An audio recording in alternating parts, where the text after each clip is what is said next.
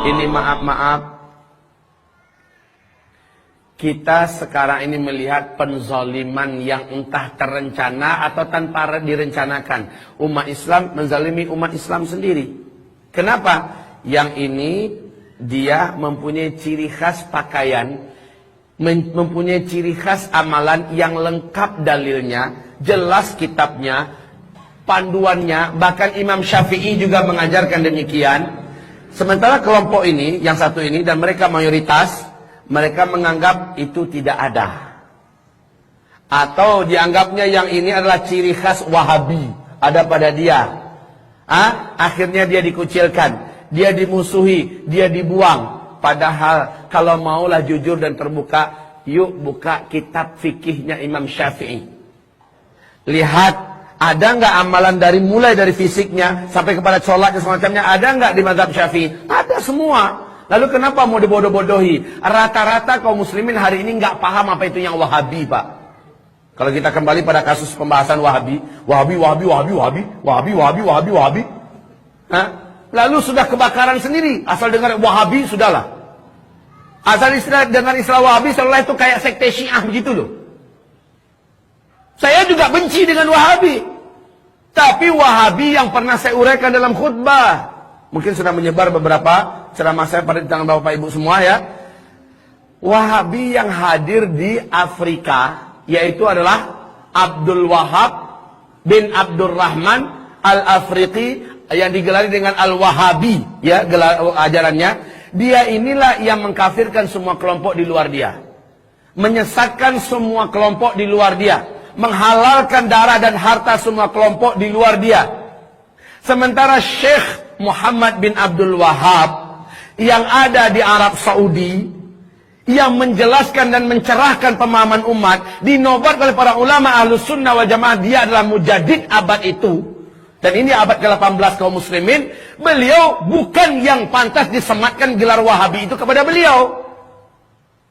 Saat saya duduk-duduk dengan Syekh Tengku Zulkarnain, sekretarisnya, sekjennya MUI, beliau menjelaskan banyak amalan-amalan yang dijelaskan oleh para ulama-ulama, bahkan oleh Syekh Muhammad bin Abdul Wahab itu sendiri. Amalan itu diamalkan oleh saudara kita yang ada di NU.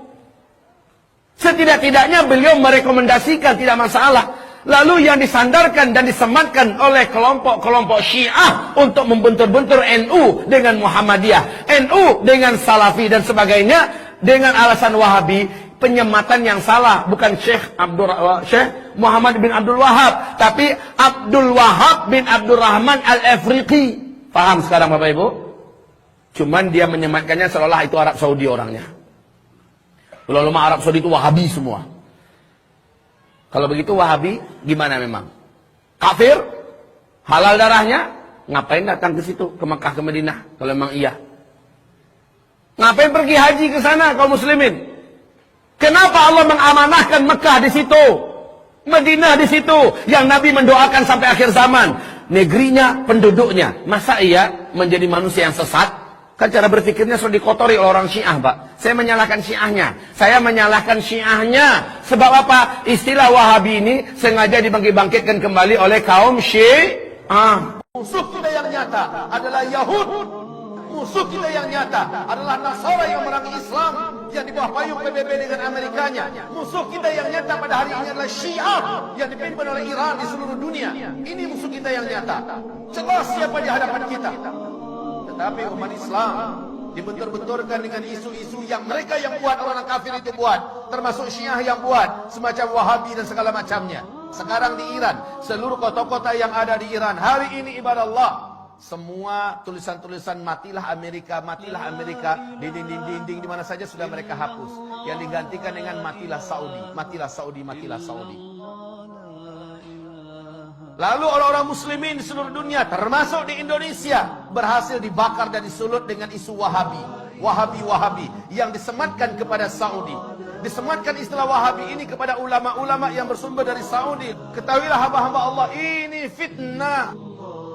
Hari ini sekali lagi, isu tentang Abdul Wahab bin Abdurrahman Al-Afriqi di abad kedua dari kelompok komunitas Khawarij yang menganggap kelompoknya saja yang paling benar, di luarnya sesat seluruhnya.